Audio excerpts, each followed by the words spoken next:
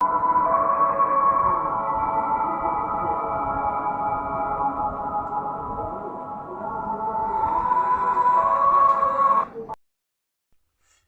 good morning friends. This is the 7 unit of midwifery chapter 19 fourth stage of labour, यानी कि ये सबसे last stage होता है, तो उसके बारे में डिस्कस करते हैं आज।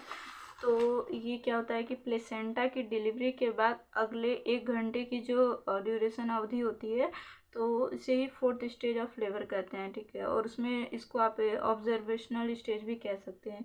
तो जो ये अवधि होती है, तो उसके दौरान जो फीमेल होते हैं उनको अकेला नहीं छोड़ना चाहिए, जैसे कि उसका नज़दीकी से ऑब्जर्वेशन करना चाहिए। तो इसमें कुछ पॉइंट है जो इम्पोर्टेंट है, वो मैं आपको बता देती हूँ कि फर्स्ट ए पॉइंट है, प्रसव की चतुर्थ अवस्थाओं के दौरान की जाने वाली गतिविधि, यानी कि एक।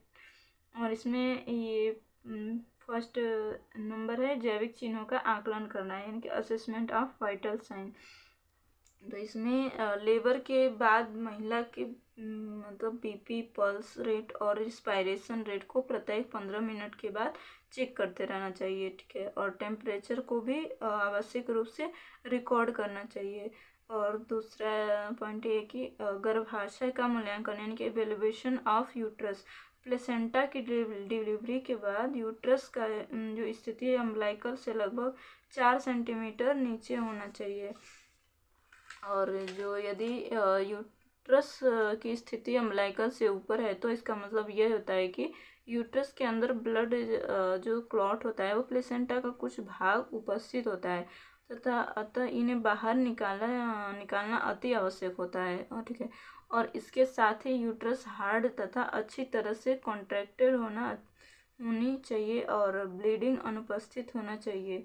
और यूट्रस को मूल्यांकन के समय जो आपका ब्लैडर है उसको खाली करना चाहिए। पेरिनियम तथा निचली योनि का परीक्षण, यानी कि inspection of perineum and lower vagina. तो इसमें डिलीवरी के दौरान पेरिनियम तथा निचली योनि में फटन हो सकता है, अतः चतुर्थ अवस्था के दौरान इनका जो बहुत बारीकी से ध्यानपूर्वक परीक्षण करना चाहिए।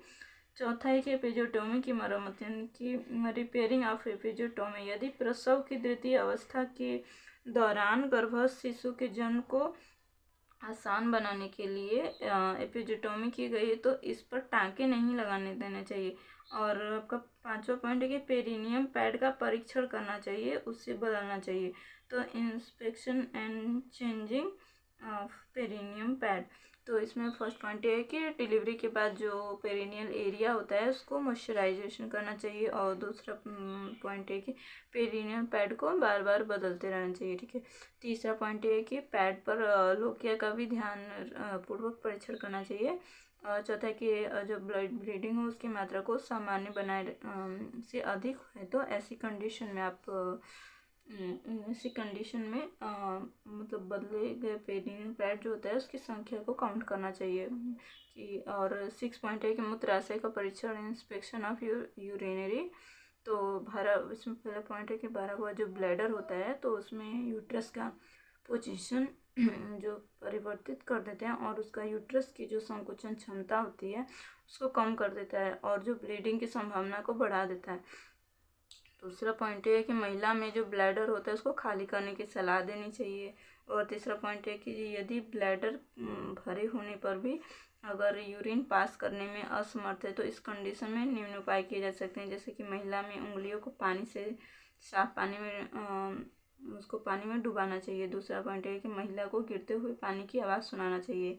तीसरा है कि सुप्रा प्यूबिक क्षेत्र को हल्का सा दाब लगाना चाहिए। नेक्स्ट है कि वल्वा के ऊपर गर्म पानी डालना चाहिए। नेक्स्ट है कि कैथराइजेशन नहीं करना चाहिए, क्योंकि इससे इन्फेक्शन का खतरा बढ़ सकता है। अब आपका नेक्स्ट 7 पॉइंट है फ्लूइड एंड फूड, यानी कि द्रव और भोजन। तो इसका क्या रोल है इसमें?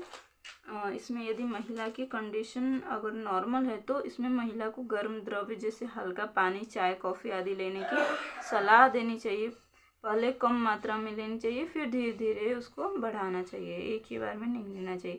और 8 पॉइंट है कि माता को सलाइन की एडवाइस टू मदर, यानी कि फर्स्ट पॉइंट है कि नॉर्मल जो लेबर की कंडीशन में महिला को आधे घंटे के अंदर उसको ब्रेस्ट फीडिंग शुरुआत करने की सलाह देना चाहिए। दूसरा है कि कोलेस्ट्रॉल को आवश्यक रूप से पिलाना चाहिए।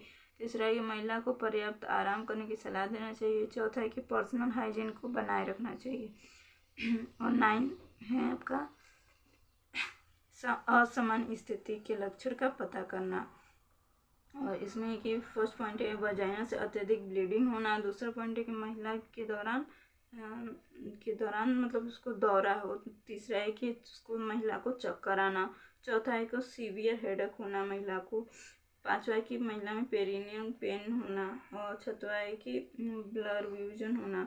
सातवां पॉइंट है कि पेन इन एपिगेस्ट्रिक रीजन। और आठवां है कि आठवां है कि मूत्र में लगातार बहना अथवा मूत्र त्याग नहीं कर पाना। तो प्लीज़ लाइक से subscribe after watching my video. Thank you.